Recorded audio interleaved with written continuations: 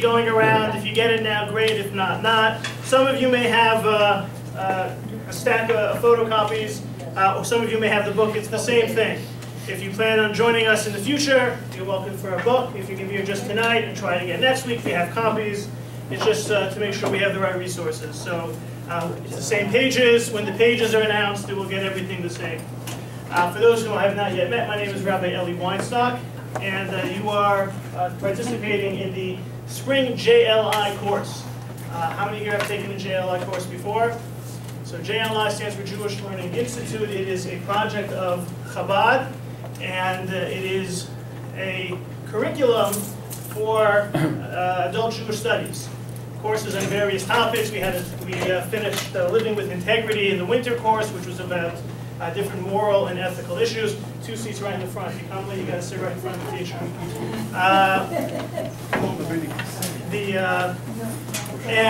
We had a course based on Kabbalah in the fall. Definitely, some of the courses are more Hasidically or Kabbalistically inclined. Some are more legally inclined. Some are a little bit of both. And really, what JLI has done is that it offers the same classes all across the world. Over 300 locations are offering this course starting this week as we speak. So, for example, anyone finds themselves in Dayton, Ohio, or anywhere in Florida, California, China, Utah, wherever you may find yourself next week and you want to take lesson 2, go to myjli.com and you can learn all about the course in the JLI program there. And you'll also be able to plug in the zip code or the country and find out what's offered. Last year we had our strangest request. At the first time it was not able to be met. One of the participants in the winter course was going to be in Jordan. There were no JLI courses in Jordan. But pretty much anywhere else you will be, it's likely. If not, I'm sure Chabad will start it. So it's just a matter of time. And so the idea is that these courses are studied by participants all across the world. JLI produces the textbooks, like I said before. If you have the text or the sheets, it's all the same. It's just a matter of what you want to, if you want to continue, use your textbook when this class is over. All of the places that offer JLI use the same brochure. There's strength in numbers. There's also efficiency. And it allows for the creation of a very special Torah community, Jewish studies community throughout the world. The main difference is the instructor. Each location has an instructor, which means you're the luckiest people on the face of the earth. Because you have me as your instructor. Someone asked before, JLI is Chabad. Am I Chabad? I am a great admirer of Chabad, but KJ is an Orthodox synagogue. No Chabad connection. But we are very pleased to be able to offer the JLI program. I think, if I'm not mistaken, we're the only non-Chabad synagogue to do it. So we're very proud of our designation. It shows that we must be doing something right in this community. In any event, that's the overall summary. If you want to learn more, go to myjli.com, ask afterwards. But enough about the generics. Let's launch in. Just one more note, which I'll probably come back to. Before you leave, just sign in, because we'll send you out a summary as well as important announcements over the teaching of the class. You may have noticed the course is going to be offered 6 Mondays. I'm just going to close the door. Do you mind closing? So we offer it on 6 Mondays, and if you counted ahead, one of them will be Memorial Day. We will not be meeting on Memorial Day. That's Yom Tov, and the building will be closed, so we won't be able to meet. But we will figure out the makeup date for that before it comes. Also, next week, I will not be here, but the class will be taught instead by Rabbi Daniel and Rachel Krause, who some of you know who also are educators in our community. But they'll be teaching the same stuff. They'll be teaching lesson 2. All right, let's jump into what this course is about. This course is about Talmud. If I ask you about Talmud, what do you think? What is Talmud? Free association. I say Talmud, you say? I get mixed up. I get mixed up. Okay, which could happen.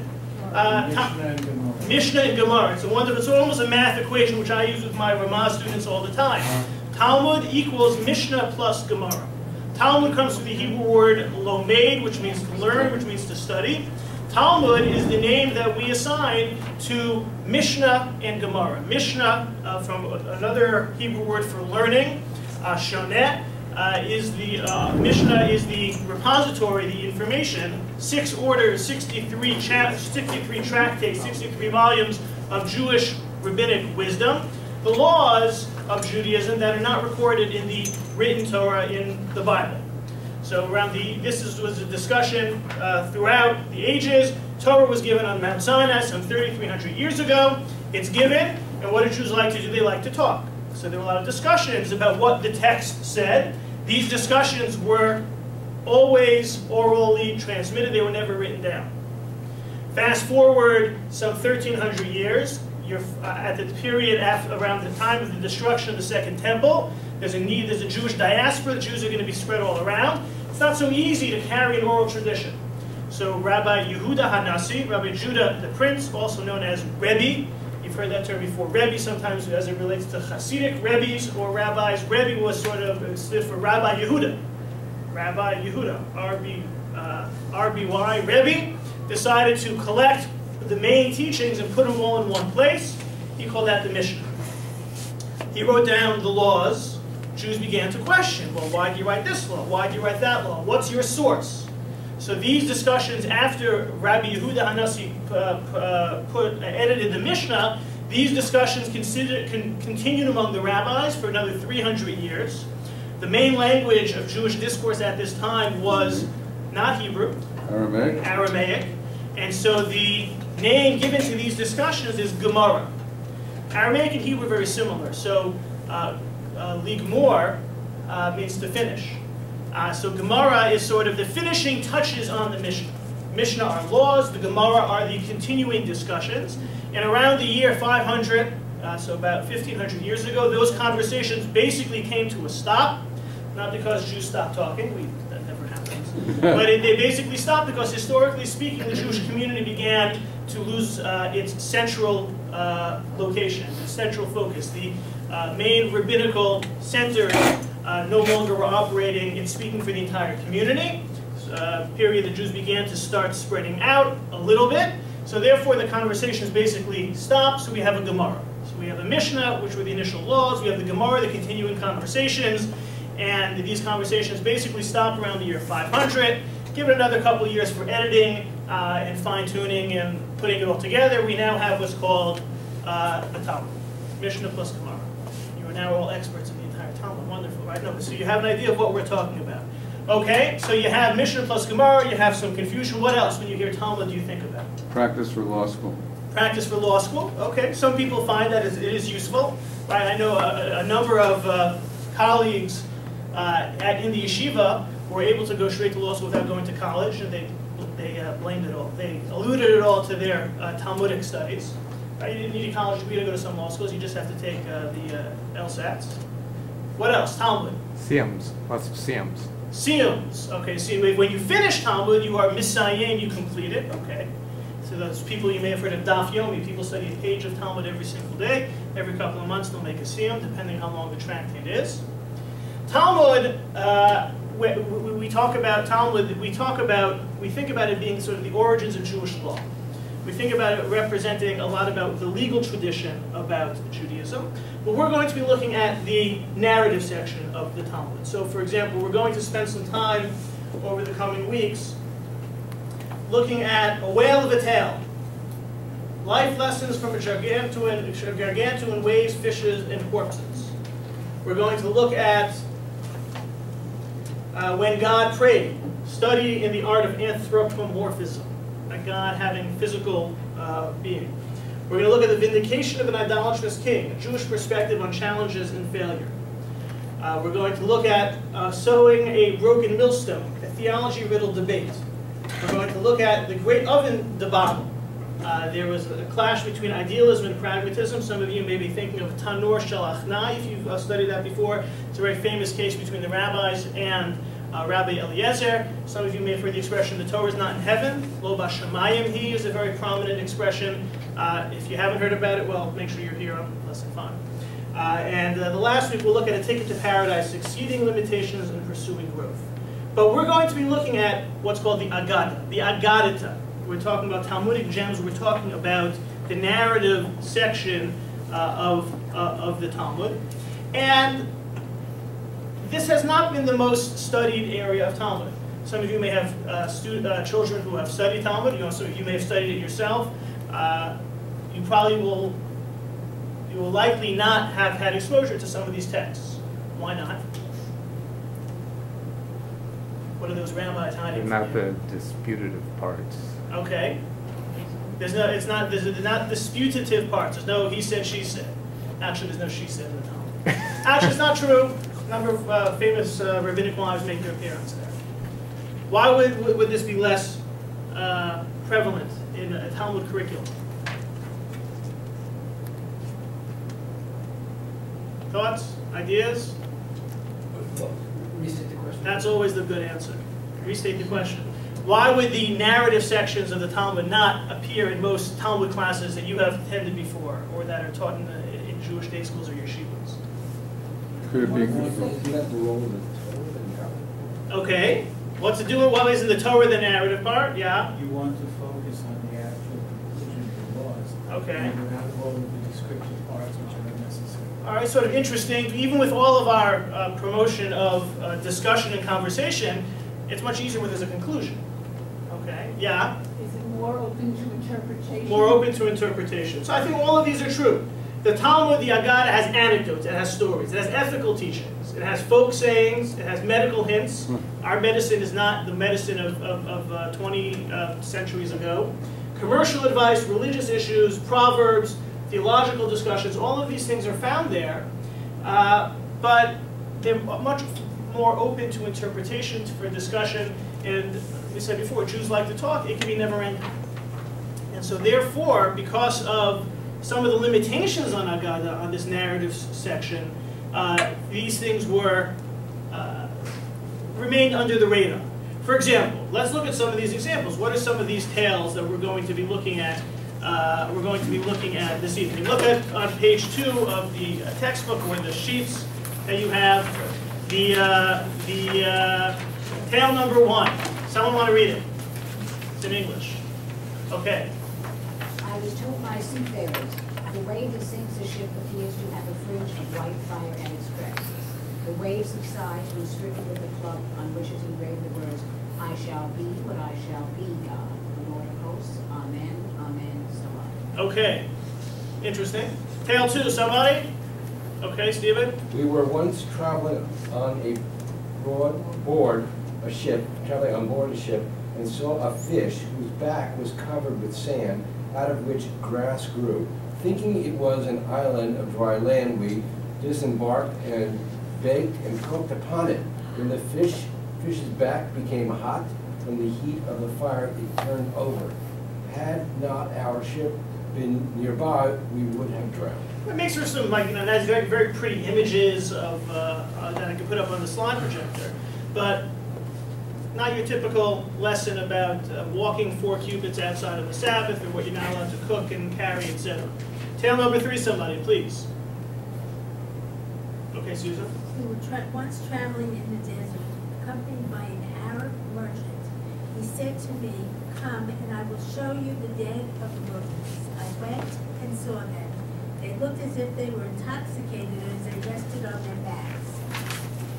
The knee of one of them was raised, and the merchant passed beneath the knee, while riding on a camel with his spear held upright, yet he did not touch it.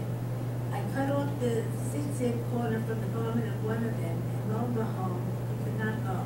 The merchant said to me, if you have peradventure taken something from them, return it. We have a tradition that one who takes anything from them cannot move away. I went and returned it, and we were able to move away. Anyone hear these stories before? No. Good. The course authors chose wisely. Out of this, there are these movies out there. There's this movie, The Mummy, Mummy Returns. Anyone see these movies? Rachel Weisz and Brendan Fraser. All right, I watch too much TV. Some of you do also. But anyway, it just happened. I was looking through channels last time. It's like it's basically you're going into Egypt, and there's the underworld and the dead and the undead and all these creatures and stuff. And that's what we're talking about here. It could be, and I don't think it's too far beyond the realm of possibility that some of these great creative geniuses who put things into the entertainment industry may have read this type of stuff. They're all It's a lot Jewish. of, huh? They were all Jewish. Well, they happen. How we're all Jewish is a separate discussion. But there's a lot of this stuff there. You think of you think of some of the various science fiction type works and some of the messages behind them. It's in there. This is our religion. That's why it's a mitzvah to watch all these movies. No, but but these are part of our tradition. Yes. Where does live long and prosper come from? Huh? Leonard Nimoy. Well, he's a Kohen. He's going out there like this. Where do we use that? That's the priestly what I'm blessing. going. That live long and prosper is not that. I don't know who came up with the exact. But the way he holds his hand like this is how Kohanim hold their hands, or many Kohanim hold their hands when they give the priestly blessing. You don't always see that because their hands are under the tallis. But if you would, pull back the tallis, you would see any Kohanim here. No? Yes? Okay. Well, I don't know when the last time you did it was. But you ever give the priestly benediction in the synagogue in front of everybody? No. I'm a woman, so, I'm I'm a woman. I'm sure I'm sure that there may be people who take this course who have done it before, but in any event, that's what's going on under there. And what is this? What's going on? How do we understand this? Look at text number 1 on page 3 from Rabbi Adin Steinsaltz, who has written significantly on the topic of the Talmud. If the Bible is the cornerstone of Judaism, then the Talmud is the central pillar, soaring up from the foundations and supporting the entire spiritual and intellectual edifice. In many ways, the Talmud is the most important book in Jewish culture, the backbone of creativity and national life. No other work has had a comparable influence on the theory and practice of Jewish life. But based on the principles of tradition and transmission of authority from generation to generation, it is unparalleled in its eagerness to question and re-examine convention and accepted views and to root out underlying causes. The Talmud is important. Anyone here wear or see tefillin? Tefillin, right? Where does that word appear in the Bible? Nowhere. Nowhere. What color is tefillin? Black. Where does that say that in the Torah? Nowhere. So the idea of having a tradition and having a tradition that provides detail is essential. I would say that even with that tradition, it can sometimes be black and white. There are many issues which are not as frequently discussed or easily discussed. Issues of faith, issues relating to the soul, issues that go beyond the do's and don'ts of Jewish law that require a little bit of a different presentation. That's Agadah, that's the narrative. Judaism, as I often like to say, Judaism has no catechism. Nowhere does a Jew have to get up and declare, I believe. We have foundations of faith. Maimonides crafted 13 basic principles, which we now know as the Ani Ma'amin series. But nowhere does a Jew have to actually articulate that proactively. I mentioned before, the only exception, the only person in Jewish law who has to declare their faith, the prospective convert. Before he or she converts to Judaism, has to declare their faith, and only then can they convert. So the narrative section, the narrative component is going to be very significant, and it's because think of the types of creative literature that exists in other genres. Think of the Iliad, the Odyssey. Think of all the other things, Sinbad the Sailor, Arabian Nights. These are all parts of the tradition all parts of the literary tradition that help color and direct our thoughts. We're going to look at a couple of questions. One, could the intelligent Talmudic sages who question anything and everything have believed tales such as these to be factual? I think back to the island story. Was there such a thing as an island that was really a giant fish? Could they believe that? Did they believe that? I'm not looking for yes or no, but something for you to think about.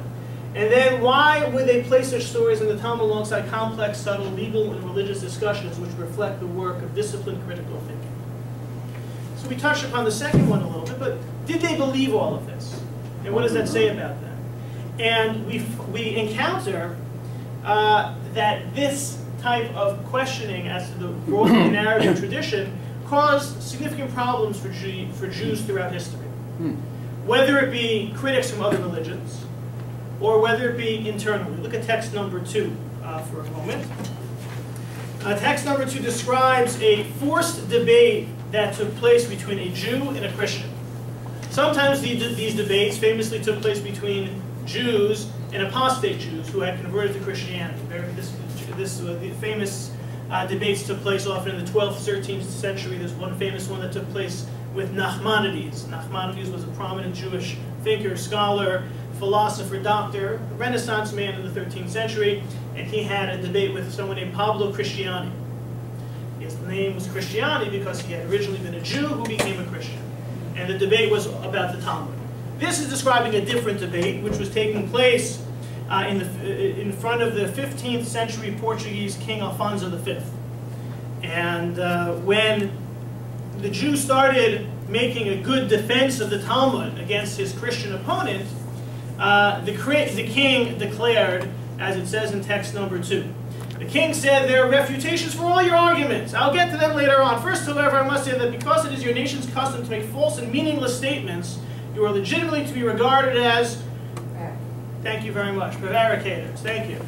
For example, I once heard in the course of a debate that your Talmud speaks of a gargantuan frog the size of 60 houses. This frog was swallowed by a sea monster, which was then swallowed by a raven, which then hopped onto a tree branch.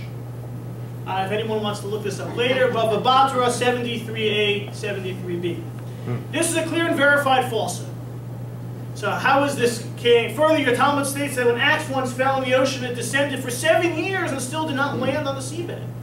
Now, which person was able to see to the depths of the ocean to establish whether it landed on its floor or not? How do we know it fell for 7 years? Further, your Talmud states that a Jewish sage saw the raging waves of the sea and that each wave was separated from the next by a distance of 400 parsa, about 2.5 miles. This is a canard. The entire sea does not contain a distance of 400 parsa. Well, I think this king is a little bit off, but let's give him the benefit of the doubt. It's the 15th century. They couldn't see very far. But how is the king understanding these texts? Literally. Literally. If it's literal, then your rabbis refuse. Because this can't exist. So it hurts. It hurts from the outside critics. And just 1 second, Larry, it also hurts internally. The idea of how to make sense of these statements is complicated. And we could easily just say that the rabbis were speaking to their time, in their place, and their philosophy.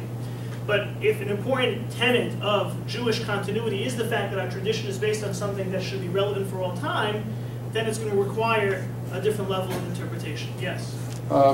It makes me think of looking at a Chagall painting.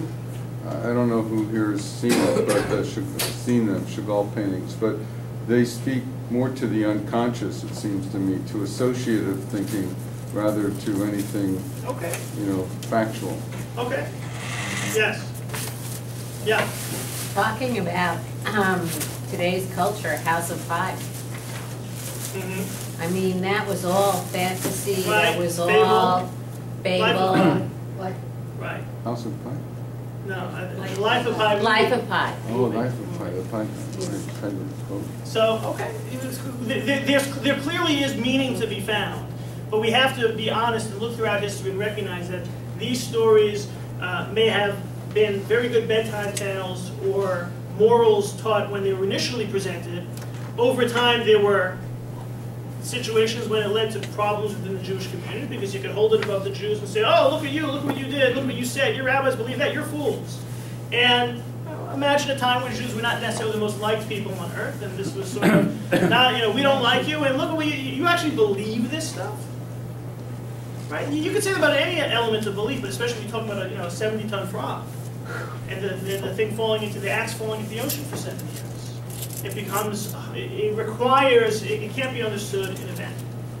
And within the, if you go further on into the 16th, 17th century, and especially in the dawn of the Enlightenment, Age of Reason, late 18th, 19th century, this became sort of fertile ground for discussions, fertile ground for arguments, fertile ground for criticism of Jewish tradition. And I think what becomes important is to look at how these texts, these tales, these legends have been understood throughout history to give us a sense, A, what exactly the rabbis were talking about, and B, how that, what they were talking about has relevance for today to sort of link the tradition. Now, what the rabbis were saying that has relevance to us today, even though we look at things differently. Yes? I'm just wondering about the Agadata. Are all Agadata in the Talmud, or it's just Okay, so subset? Agada means legend or Right, narrative. right. There are pieces of Agada interspersed throughout the Talmud. Right. And often the term is used sometimes interchangeably with Midrash. Right, you may have heard the term, the Midrash states, and sometimes that's also because the Midrash is often narrative section. I've got this big thick volume called the Agadata. I forget who the So it could have been, popular- it's a compilation. So for Okay. example, there's a work called Ein Yaakov, which is someone collected all of the Agadata sections and put them all in one series of books. Right. But they don't all strictly come from the Talmud then. You got to be careful. The answer is they do. The Agada is part of the Talmud. It's a certain genre of Talmudic statement. Okay. Yeah. I once heard that there's the Agadic and Halakhic Correct. approaches, and I guess the way I took it, and I don't really know, Halakhic is logical and Agadic is more... So it's not that they're approaches. There's halacha and agada. Okay. Halacha is legal and agada is narrative. They're two separate sections. So let's look at how agada has been understood from a traditional Jewish perspective. Let's go back to Maimonides. Text 3a on page 6. If someone would like to read, okay? The words of the sages of blessed memory are differently interpreted by three groups of people. The first group accepts the teachings in their simple literal sense and does not think that they contain any hidden meaning at all. They believe all sorts of impossibilities to be not only possibilities, but absolute inevitabilities. The members of this group are lacking in wisdom. One can only be pained at their foolishness. Their effort and intention to honor and to exalt the sages, He's telling it like he sees it. right, actually humiliates them. As God lives, this group destroys the glory of the Torah and dims its radiance, for its members interpret God's Torah opposite of his intention. For he said in his perfect Torah that the Torah will demonstrate your wisdom and your intelligence in the eyes of the nations, who will hear all these statutes and say, this great nation is indeed wise and intelligent. But this group expounds the teachings of our sages in such a way that causes other nations that hear them to say, this inferior nation is indeed foolish and ignoble. So group number one, believing impossibilities to be inevitabilities. It is what it says. Are those fundamentalists? Huh? Are those Okay. fundamentalists? I think it could be an apt description. We don't know exactly what the religious lives were like, but Maimonides is critical of them for taking it literally the way it was. Continue, please. The second group consists of persons who, having read or heard the words of the sages, understand them according to their simple literal sense and believe that the sages intended nothing other than the literal meaning. They then declare the sages to be fools, hold them to contempt, and slander what does not deserve to be slandered. This is an accursed group because they intend to contest people of established greatness, exalted sages whose wisdom has been established in the eyes of the wise. Right, so you have the lacking in wisdom group and you have the accursed group. They say that basically it has to be the simple and literal meaning, 1 + 1 = 2. This is the way it is, so if the rabbis are saying it, the rabbis are just wrong. Probably better if I put 1 + 1 = 3. If the rabbis said 1 + 1 = 3, then since that is not true, so the rabbis must be wrong. Maimonides then introduces a third category, text 3b. There's a third group. Its members are those to whom the greatness of our sages is clear. They recognize the superiority of the sages' intelligence from the greater body of their teachings that points to exceedingly profound truths. It is clear to them that the words of the sages contain both an obvious and a hidden meaning. Thus, whenever the sages spoke of things that seem impossible, they were employing the style of riddle and parable, which is the method of truly great thinkers. But you can guess which one Maimonides likes. If you belong to the third group and you encounter a teaching which conflicts with reason, you will pause, consider it, and realize that this must be a riddle or a parable. You anxiously try to grasp its logic and expression so you may find its intellectual intention and honest truth. Sometimes the deeper meaning is the only meaning. It can't be a 7-mile drop, a 7-year drop. That doesn't exist. So what is it talking about? What are some of the terms that the rabbis must be thinking of when they tell these, when they make use of this language? For Maimonides, you can either look at the rabbis and blindly accept everything they say as being absolutely true. You can look at the fanciful terminology they employ and reject them out of hand, but really, as is usually the case, it's a little bit more complex. And you take the things which seem out of place and try to understand it.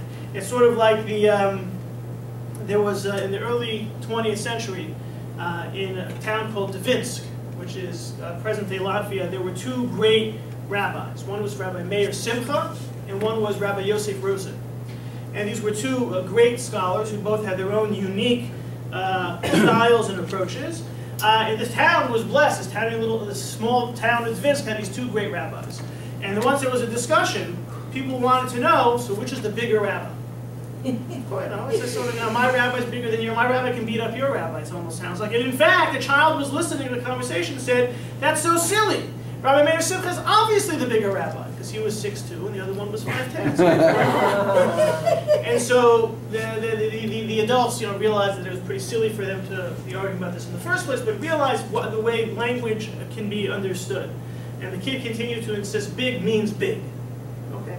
But it all depends on what you are referring to when you talk about big means big. And for us, the Rambam, who is very much a giant when understanding Jewish thought in general.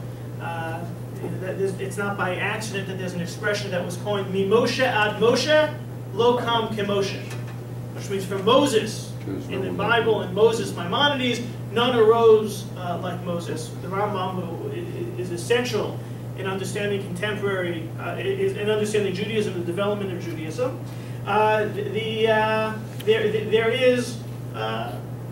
There is a complexity to rabbinic teachings. Summarized in text 3c on page 9, if someone can please read. In effect, the Rambam description of Chazal's mode of discourse could be stated as the tension between truth and factuality. When people ask about a midrash, is it true? They usually mean, did it really happen? Failing to distinguish between these two questions reflects confusion about the difference between truth and fact. Facts are invariably true, but may well be completely insignificant. Truths are not always grounded in fact, but remain truths nonetheless. Thus, the statement, everything in the world is either good or not good, is a fact that devoid of significance. On the other hand, Rabbi Akiva's parable of the fish and the fox expresses a deep truth, although it never happened. And so Simi Peters, who is an educator today, distinguishes between true and fact. Is it true? Did it really happen?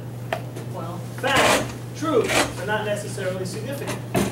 Truth, not always grounded in fact, may express a deep truth. And that prism is very much based on what we saw from Maimonides and very much useful in looking at our texts as we proceed this evening. Yes? Well, I heard yesterday a statement that said, the fact is the truth that you love the most. Okay. Interesting. Okay, that may not be significant, just because you love it most. So we're going to be looking more at truth, which is something that will have some deeper significance. Now, that doesn't mean it's a fact. We're going to try and keep, and you can say, well, I disagree. And the fact is the truth that you love the most. And maybe that makes it significant. But I think what Maimonides is introducing and Simi Peters is bringing down to a contemporary understanding is just because it didn't happen doesn't mean it's not true. It's not expressing a certain type of truth. And again, someone used the word fundamentalist before. So does that mean if the rabbi said something and they were not expressing something that actually happened, and we challenge that, is that sort of defying the word of God? That goes a little bit beyond the scope of this conversation. But we're basically jumping into, now to analyze the stories that we looked at before, we're jumping into the following. There are statements in the Talmud that were put into the Talmud for a reason. We'll discuss why at the end of the evening, that are there that seem to be very much fantastic and nonsensical. What are they teaching? That's where we want to, how we want to analyze. So let's look at the text, right? Page 10, the first story. Rabbi said, seafarers told me the wave that sinks a ship appears to have a fringe of white fire at its crest. What do you say, people? What the heck is this talking about?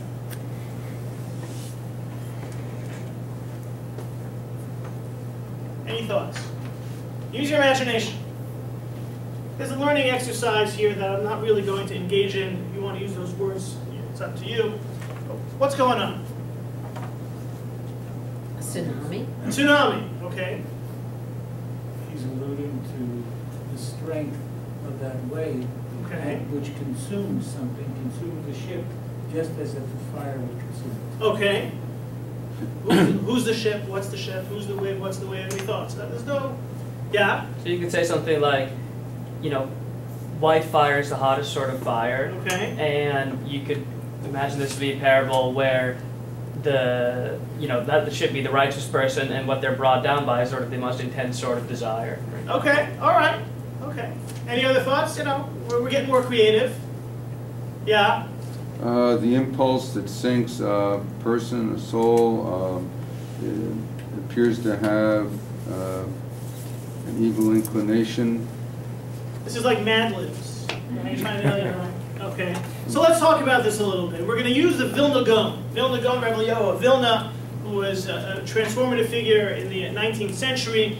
Really, his persona gave birth to the focus on Talmudic study and religious observance, and a major figure in the Orthodox world.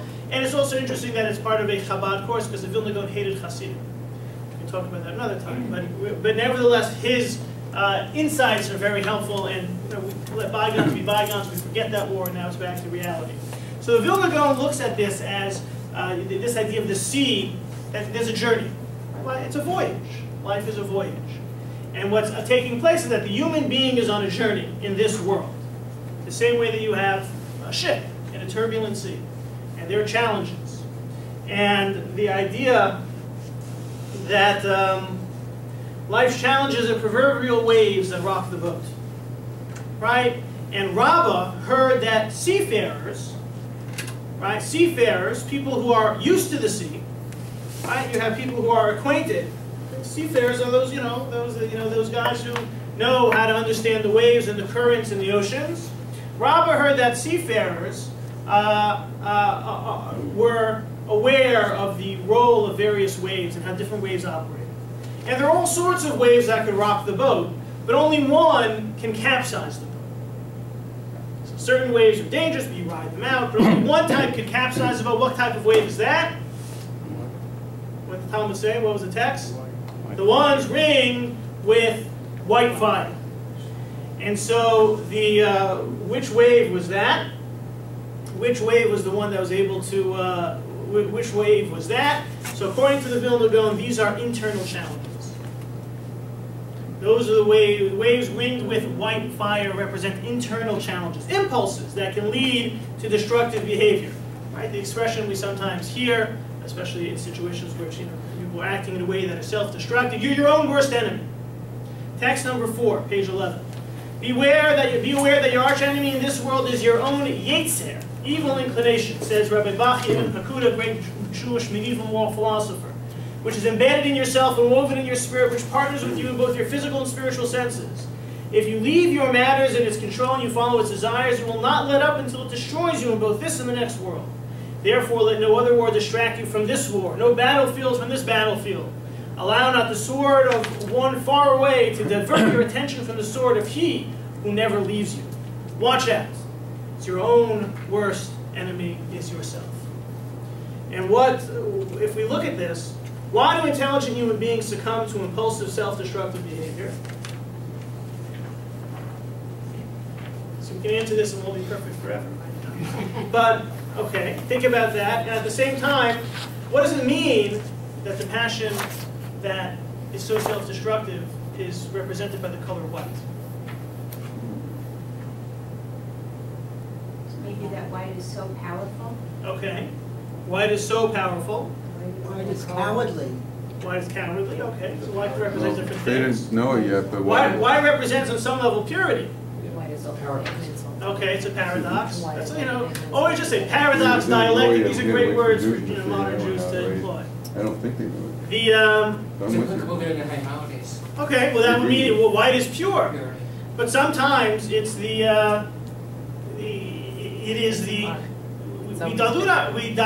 delude ourselves into thinking that it's okay, and we sort of make up the excuse and it's like it's a joke about the rabbi who's on his way to synagogue on the Sabbath and he sees in one of the houses some of his members who are not in shul.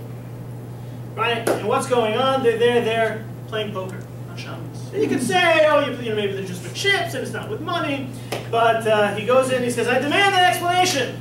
Oh, Rabbi, I'm so sorry. I forgot it was Shabbos, said the first. And the first one said, Rabbi, I forgot that you're not supposed to play poker on Shabbos. I'm sorry, Rabbi. And the third one said, I forgot to close the blinds, Rabbi.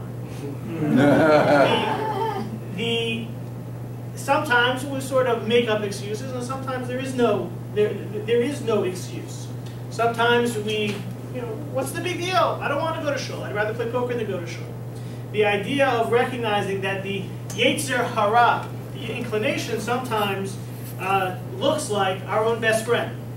Look, again, another Jewish philosopher, text number 5. The Yetzer assumes the appearance of a kindly individual whose only desire is to benefit the person. In fact, he's zealously protecting the person's interests. Employing these sorts of arguments, he steers the person off the proper path and on to an immoral one. This is what the Yetzer in the guise of the snake did to Eve at the beginning of time. He told her, though God said, you shall not eat any of the trees of the garden, He did not command so for your benefit. To the contrary, it's your advantage to eat the fruit, and thereby attain the knowledge and be godlike. With this argument, he enticed her to sin, caused her to abandon the path of the upright, and walk in the ways of darkness. He commanded you not to eat, but it's your benefit to eat. So if it's your benefit to eat, then set aside the command. And this, says the Vilna Gaon, is what is being represented by this white fire. The wave ringed with white fire. Stormy waves can sometimes present challenges in life, but those which we think are not challenges at all, but actually are beneficial, are the ones that run the risk of injuring us or capsizing us completely and leading to our downfall. It's sort of interesting, somewhat timely, a few months ago, Lance Armstrong had his interview with Oprah. I'm sure everyone now feels sorry and forgives him. Right? But there was one line that first off, it's all sort of in self-defense, all trying to justify. There was one line that I think sums up what his position was. I kept hearing, I'm a drug cheat, I'm a cheat, I'm a cheater. I went in and just looked up the definition of cheat, and the definition of cheat is to gain an advantage on a rival or foe that they don't have. So I didn't view it that way. I viewed it as a level playing field. They're all cheating, so I can cheat also. The idea of this justification is what's happening, and this is something Rabbi Nachman of Breslov, famous Hasidic rabbi, pointed out in text number 6. At first, the Yetzer feigns concern for doing mitzvot. Deceives one into believing that the behavior it is advocating is nothing less than a mitzvah. Right? It's Shabbos. It's time to rest. You don't need to go to shul. Pick an example. Think of whatever. I'll be better. I'll be able to have a better day and be nicer to people if I just skip this or cut that corner. In general, we make up. We justify. We make up excuses. That's the white fire. That's when it can be most disruptive. So now look at figure 1:1, and you figure, how do we read this? What's Rabbi saying? Rabbi said, sages or wise people told me, the challenge impulse of evil inclination that sinks a person appears to have goodness, innocence, peace, or purity at its crest. That's when you're most susceptible, when you think it's not going to challenge you at all. What's the antidote? So look at on the next page, continuation of our tale. What's the antidote?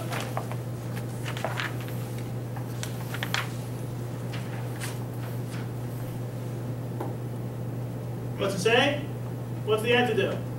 If you have the Antidote, take page 14. right. Prayer. Well, you got to take a club, which is engraved the words, I shall be what I shall be. You got to start hitting the wave. I shall be what I shall be, the Lord of hosts, Amen, Amen, Selah. What exactly is going on? Accept yourself. Okay. Accept. What else? What else do you hear in this? Yeah? Okay, maybe a reach, but it's like handing it over to God and saying, I leave it in your hands, God, what I will do next. Maybe something like that. Being open to guidance and not jumping to do something. Okay, yeah. I think it's clubbing back temptation by following the word of Hashem, by following the law. Okay. So let's say, where is that term, I shall be what I shall be found? Torah. Okay, where? What's the story in the Torah? Eheyeh, Asher, Eheyeh. When Moses is at the Moses says, what's the name of God? God says, I will be what I will be.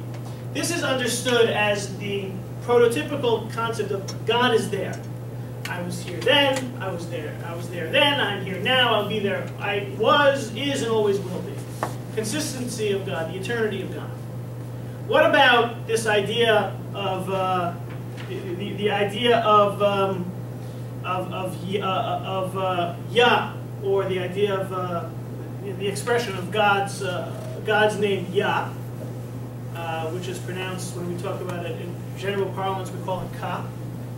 So this is understood, and this is, if we mention it in the next test, we'll just talk about it outside. This is the idea that that God, nothing is complete unless God has people. The first mention of this name is within the battle when the Amalekites take on the Jewish people. And God says this will be an eternal battle for all generations as long as the Jewish people are not victorious.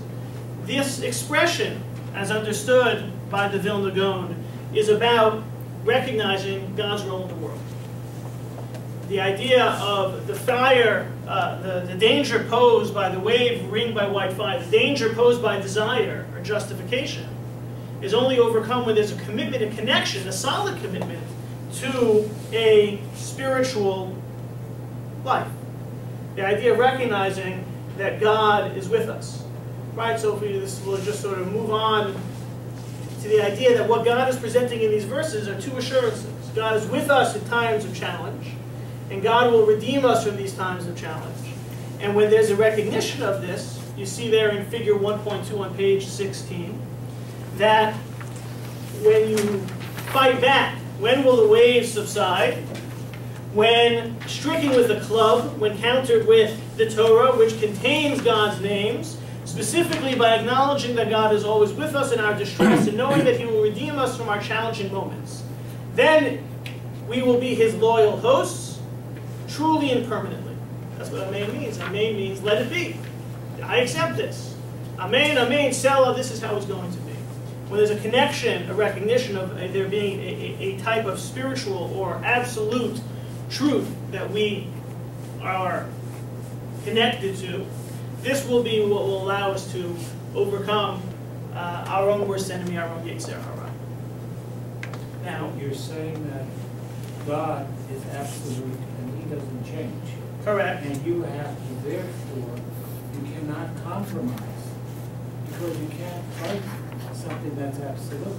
You can't. You cannot fight something that's absolute. Correct. You have to obey.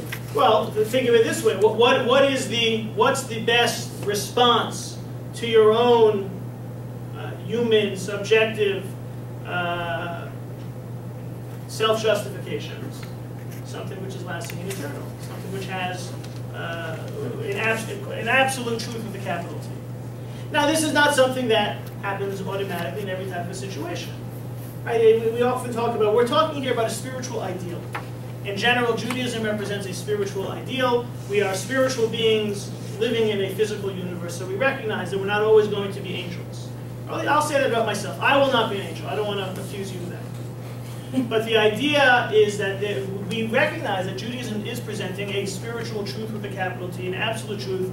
The idea that, we say every day, Hashem Elokeinu Hashem Echad, God exists. This is what God has presented for us to hold on to.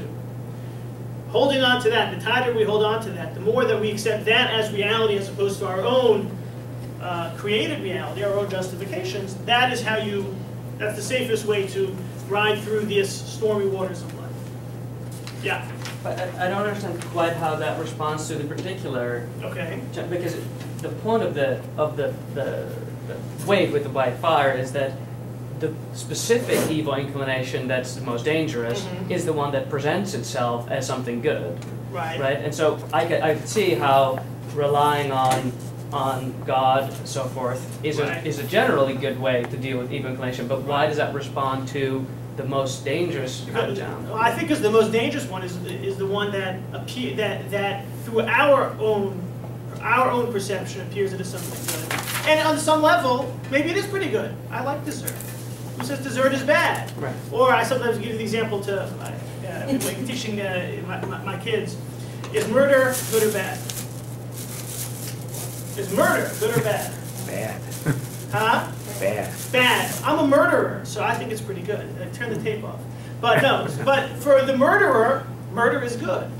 So you obviously have to recognize that what we're trying to do is cut through to the ultimate core of the matter, the ultimate truth with a capital T. So if